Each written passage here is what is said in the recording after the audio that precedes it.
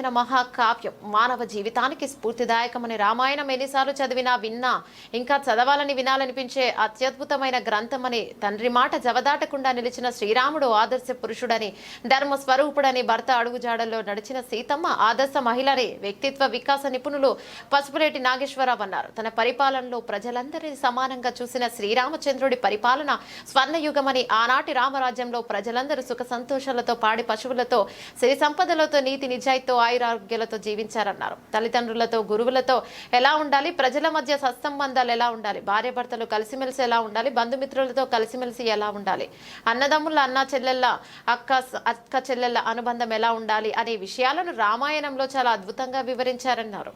శ్రీరామనవమి సందర్భంగా అందరికీ శుభాకాంక్షలు తెలిపారు. చదవడం అంటే జీవితాన్ని చదవడమే. ధర్మానికి ప్రతీక అయినటువంటి శ్రీరామచంద్రుల వారి యొక్క గొప్పతనం రామాయణంలో ప్రత్యేకంగా మనకి తెలుస్తుంది. వేల సంవత్సరాలుగా రామాయణ కావ్యం భారతీయ సమాజానికి స్ఫూర్తివంతంగా నిలుస్తుంది. రామాయణం రాముడు నడిచినటువంటి ధర్మం బాటని, సీతమ్మ తల్లి గొప్పత చరిత్రని తెలియజేస్తుంది. మనందరం అందుకే రామాయణం చదవాలి, రామాయణం వినాలి. ఎన్నిసార్లు చదివినా ఎన్నిసార్లు విన్నా రామాయణం కొత్తగానే కనిపిస్తుంది, వినిపిస్తుంది.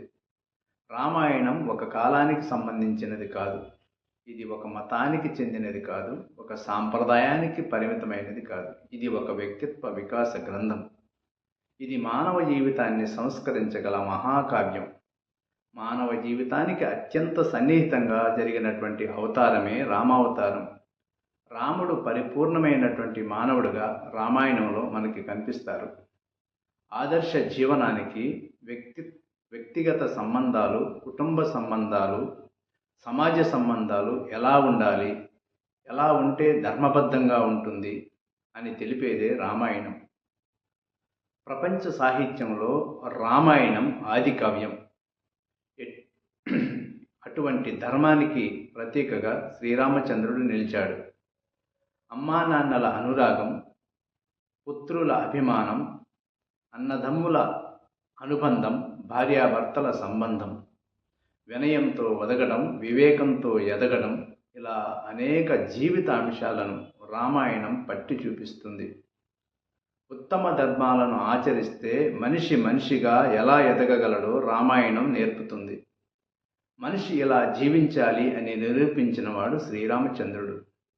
తండ్రి మాటను జవదాటని తనయుడిగా, సోదరులను అభిమానించిన అన్నగా, భార్య దూరమైన నిరంతరం ఆమె కోసమే పరితపించే భర్తగా, ప్రజల క్షేమం కోసమే వారి మాటకు విలువనిచ్చిన రాజుగా, ఎక్కడ ధర్మం తప్పకుండా మనిషి అనేవాడు ఇలా జీవించాలి అని నిరూపించినవాడు శ్రీరామచంద్రుడు. అందుకే మనం రామాయణం చదవాలి, రామాయణం వినాలి. తండ్రికి ఇచ్చిన మాటకు కట్టుబడి అరణ్యాలకు వెళ్ళినటువంటి రాముడు ఇప్పటికీ ఎప్పటికీ ఆదర్శమూర్తే. ముల్లోకాలను గడగడలాడించిన రావణ్ణి అంతమొందించి తన యొక్క ప్రతాపాన్ని చూపెట్టినవాడు శ్రీరామచంద్రుడు. శ్రీరాముడు గుణవంతుడు, వీర్యవంతుడు, ధర్మాత్ముడు, కృతజ్ఞతాభావం కలిగినవాడు. సత్యం